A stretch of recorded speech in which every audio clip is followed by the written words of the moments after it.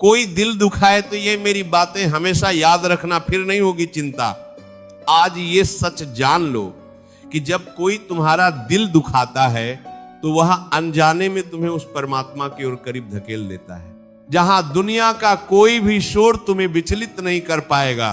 तुम व्यर्थ में उन लोगों के लिए आंसू बहा रहे हो जिन्होंने कभी तुम्हारी कद्र नहीं की, जबकि तुम्हारा हर आंसू ईश्वर की डायरी में एक हिसाब बनकर दर्ज हो रहा है। कितना दर्द होता है ना जब आप किसी इंसान को अपना सर्वस्व मान लेते हैं, उसकी खुशी के लिए अपनी इच्छाओं की बलि चाह देते हैं, और वही इंसान बदले में आपको ऐसे कामवे शब्द बोलता है जो सीधे कलेजे के पार हो जाते हैं। आप रात रात भर जागकर बस यही सोचते हैं कि आखिर मेरी गलती क्या थी, मैंने तो सिर्फ प्यार और वफादारी ही दी थी।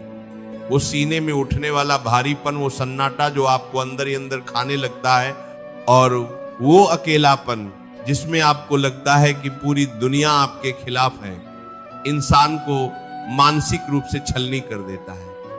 आप अपनों के बीच होकर भी बेगाने महसूस करते हैं, क्योंकि जिस पर आपने सबसे ज्यादा भरोसा किया उसी ने आपके विश्वास के महल को एक पल में ढा दिया। वो घुट घुट कर जीना और अपनों के ताने सहना इंसान की आत्मा को थका देता है। आपको लगता है कि शायद आप ही बुरे हैं, या शायद इस दुनिया में अच्छाई की कोई जगह ही नहीं बची। पर सच तो यह है कि लोग तुम्हारा दिल इसलिए दुखा पा रहे हैं क्योंकि तुमने अपनी शांति की चाबी उनके हाथों में सौंप दी है। श्री कृष्ण भगवत गीता में कहते हैं कि यस्मान्नो द्विजते लोको लोकान्नो द्विजते चेह। यह अर्थात न तो वह किसी को कष्ट देता है और ना ही वह किसी के द्वारा दिए गए कष्ट से विचलित होता है। कड़वा सच तो यह है कि दुनिया केवल उसी को दबाती है जो झुकना जानता है। लोग तुम्हारा दिल नहीं दुखा रहे, बल्कि ईश्वर तुम्हें यह समझा रहे हैं कि तुम गलत जगह पर अपना ठिकाना ढूंढ रहे हो। यह संसार नश्वर है और यहाँ के रिश्ते अक्सर स्वार्थ की डोर से बंधे होते हैं। जब कोई तुम्हारा दिल दुखाता है तो समझ लेना कि भगवान तुम्हारे मोह के बंधनों को काट रहे हैं, ताकि तुम स्वतंत्र होकर अपनी मंजिल की ओर बन सको। जिसे तुम अपनी बर्बादी समझ रहे हो वो असल में तुम्हारी आत्मा का शुद्धिकरण है, जो तुम्हें ये याद दिलाने आया है कि तुम्हारा असली रिश्ता केवल उस सामरे से है। इसका समाधान ये नहीं है कि आप पलटकर वार करें या नफरत की आग में खुद को जलाएं। समाधान है मौन और दृढ़ संकल्प। जब कोई तुम्हारा दिल दुखाए तो शोर मत मचाओ, उससे बहस मत करो, बल्कि खामोशी से अपना रास्ता बदल लो। अपनी ऊर्जा को उन लोगों को समझाने में बर्बाद मत करो जो तुम्हें समझना ही नहीं चाहते। समाधान यह है कि तुम अपनी कीमत खुद पहचानो जब तुम खुद की कद्र करने लगते हो। जब तुम अपनी खुशियों के लिए दूसरों के मोहताज नहीं रहते, तब दुनिया का कोई भी शब्द तुम्हें चोट नहीं पहुंचा सकता। शांत हो जाओ, क्योंकि खामोशी में वो गहराई होती है जो सामने वाले के अहंकार को अपने आप चूर कर देती है। अपनी पिया को अपनी ताकत बनाओ और उसे अपने लक्ष्यों को प्राप्त करने में झोंक दो। जिस दिन तुम सफल हो जाओगे उस दिन तुम्हारा मौन ही सबसे बड़ा जवाब होगा। दिल दुखाने और अपमान सहने के बाद मिलने वाली ईश्वरीय शक्ति को समझने के लिए हमें पुराणों के उस महान प्रसंग की ओर चलना होगा, जहां एक घोर अपमान ने एक साधारण बालक को ब्रह्मांड का सबसे ऊंचा स्थान दिला दिया। ये कथा है विष्णु पुराण के भक्त ध्रुव की।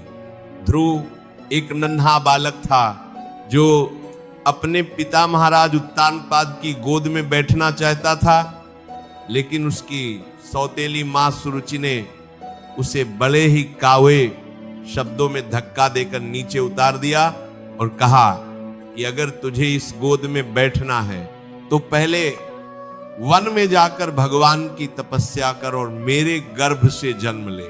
नन्हे ध्रुव का दिल बुरी तरह टूट गया। वो रोता हुआ अपनी मां सुनीति के पास गया। उसकी आंखों में आंसू थे और सीने में अपमान की आग, लेकिन उसकी मां ने उसे एक अद्भुत समाधान दिया।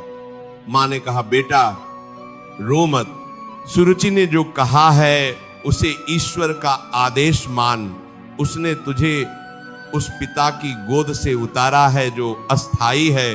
अब तू उस जगत के पिता की शरण में जा जिसकी गोद से तुझे कोई नहीं उतार पाएगा। ध्रुव ने उस अपमान को अपनी चिंता नहीं बनाया, बल्कि उसे अपनी प्रेरणा बना लिया। वो घने जंगलों में चला गया और एकांत में बैठकर नारायण की घोर तपस्या की। परिणाम क्या हुआ? साक्षात भगवान विष्णु प्रकट हुए और उन्होंने ध्रुव को वो ध्रुव तारा बना दिया जो आज भी आकाश में अटल है। ये कहानी हमें सिखाती है कि जब कोई तुम्हारा दिल दुखाए तो रोने के बजाय उस ऊर्जा को अपनी उन्नति में लगा दो। अगर सुरुचि ने ध्रुव का दिल न दुखाया होता तो आज ध्रुव का नाम इतिहास में न होता। तुम्हारा अपमान ही तुम्हारी महानता का पहला कदम है। रिश्तों की सच्चाई यही है कि यहाँ लोग आपकी कमजोरी का फायदा उठाते हैं। जब आप दिखाते हैं कि आप उनके बिना नहीं रह सकते तो वो आपको और भी ज्यादा तपाते हैं। लेकिन जैसे ही आप ये दिखाते हैं कि मैं तुम्हारे बिना भी खुश हूं और मेरी अपनी एक अलग पहचान है, तो उनका नजरिया बदलने लगता है। सफलता का रास्ता अक्सर उन्हीं आंसुओं से होकर गुजरता है जिन्हें आपने अकेले में बहाया है। मानवीय अनुभव हमें बताते हैं कि जो लोग दूसरों की खुशी के लिए खुद को पूरी तरह मिटा देते हैं, अक्सर उन्हें ही सबसे ज्यादा उपेक्षा मिलती है। इसीलिए पहले खुद का सम्मान करना सीखिए, धैर्य रखिए, क्योंकि वक्त की धूल जब छंटेगी तब तुम्हें एहसास होगा कि अच्छा हुआ जो उस दिन तुम्हारा दिल टूटा, वरना तुम कभी अपनी असली शक्ति से नहीं मिल पाते। विश्वास रखिए उस सामने पर। उसने आपको एक बड़ी मुसीबत से बचाने के लिए शायद उन लोगों से दूर किया है जो आपकी कद्र नहीं करते थे। किस्मत का रोना वो रोते हैं जो खुद की आत्मा की आवाज नहीं सुनते। तुम उस परमात्मा का हिस्सा हो जो पूरी सृष्टि का केवट है। क्या तुम्हें लगता है कि वो तुम्हें मजेदार में छोड़ देगा? कभी नहीं। अपनी मेहनत को अपनी पूजा बना लो। जब तुम पूरी शिद्दत से अपना काम करते हो और परिणामों का बोझ कृष्ण को दे देते हो तो जीवन एक संगीत बन जाता है। प्यार और करुणा को अपने भीतर जीवित रखिए, लेकिन अपनी गरिमा को कभी आंच मत आने देना। जब कोई आपका दिल दुखाए तो ये सोचकर मुस्कुरा दीजिए कि उसके पास देने के लिए केवल कवाहट है, जबकि आपके पास देने के लिए मौन और प्रार्थना है। अपनी आंतरिक शांति को इतना सस्ता मत बनाइए कि कोई भी राह चलता इंसान आकर उसे भंग कर दे। जो आपकी भावनाओं का सम्मान नहीं करता उसे अपनी मौजूदगी का उपहार देना बंद कर दीजिए। किस्मत का खेल बड़ा निराला है। जो आज तुम्हें हारा हुआ मान रहे हैं, कल वो तुम्हारी सफलता का चमत्कार देखकर दंग रह जाएंगे। लेकिन तब तक तुम्हें खुद को स्थिर रखना होगा। खुद को इतना काबिल बनाओ कि अवसर तुम्हें ढूंढते हुए आए। जब आप अपने कर्म में डूब जाते हैं और अपनी संगत का आनंद लेने लगते हैं तो दुनिया की कोई भी बात आपको विचलित नहीं कर पाती। मेरे प्यारे योद्धाओं, हार मत मानना। ये जो अंधेरा तुम आज महसूस कर रहे हो, ये सवेरे के आने की आहट है। तुम कमजोर नहीं हो। तुम तो वो चिराग हो जो अपनी रोशनी खुद पैदा करता है। अपनी आंखों में वो चमक और दिल में वो शांति जगाए रखो जो किसी और की मोहताज ना हो। चिंता मत करो, क्योंकि तुम्हारी हर पुकार उस तक पहुंच रही है। वो सही समय का इंतजार कर रहा है ताकि तुम्हें वो दे सके जो तुम्हारे लिए सर्वश्रेष्ठ है। भरोसा रखो, जो होता है अच्छे के लिए होता है। आज की ये तप कल की तुम्हारी सबसे बड़ी मजबूती बनेगी। श्री कृष्ण की शिक्षाओं को अपना कवच बनाओ। वो मुरली वाला तुम्हारे साथ खचा है। बस एक बार दिल से उसे पुकार कर देखो, वो तुम्हें उस दलदल से बाहर निकाल लेगा जहां तुम फंसे हुए हो। जीत तुम्हारी ही होगी, क्योंकि तुम्हारा हृदय साफ है और तुम्हारी नीयत नेक है। अगर आज की इन बातों ने तुम्हारे टूटे हुए मन को जरा भी सहारा दिया है, अगर तुम्हें लगा है कि वाकई तुम्हें अब और नहीं घबराना है, तो इस दिव्य शक्ति को अपने भीतर महसूस करो। तुम अकेले नहीं हो। तुम्हारे हर संघर्ष और हर मौन प्रार्थना के साक्षी साक्षात नारायण है। अपनी आंखों को बंद करो और उस शांति को महसूस करो जो तुम्हारे भीतर है। तुम किसी की कैवाहट से कहीं ज्यादा ऊंचे हो। विश्वास रखो, तुम्हारा आने वाला कल तुम्हारी कल्पना से कहीं ज्यादा भव्य और गौरवशाली होगा। बस खुद पर से और उस बनाने वाले पर से यकीन मत खोना। जिसने तुम्हें ये जीवन दिया है वो तुम्हारी जीत का मार्ग प्रशस्त करने के लिए पहले से ही तैयार खा है। अपनी उस आंतरिक शक्ति को पहचानो और एक नई उम्मीद के साथ अपने लक्ष्य की ओर बढ़ चलो। अगर आपको आज के इस वीडियो से हिम्मत मिली है और आप भी मानते हैं कि मौन और विश्वास ही अपमान का सबसे बड़ा जवाब है, तो इस सकारात्मक ऊर्जा को अपने तक ही सीमित न रखें।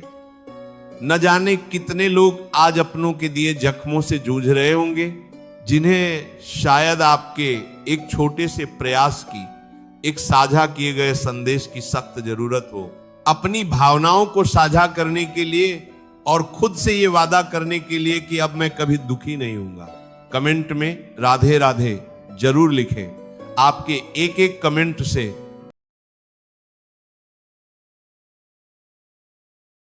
और आप लोगों के लिए मैं ऐसे ही ढूंढ ढूंढ के वीडियो लाती रहूँगी और प्रेमानंद जी महाराज जी का ज्ञान आप लोगों को मिलता रहेगा। और इसी के साथ मेरे चैनल को आप लोग ज़रूर सब्सक्राइब करिएगा। बहुत ही ज्ञान की बातें मैं ढूंढ ढूंढ के आप लोगों के लिए लाती हूँ। तो तभी के सबको मेरी तरफ से राधे राधे।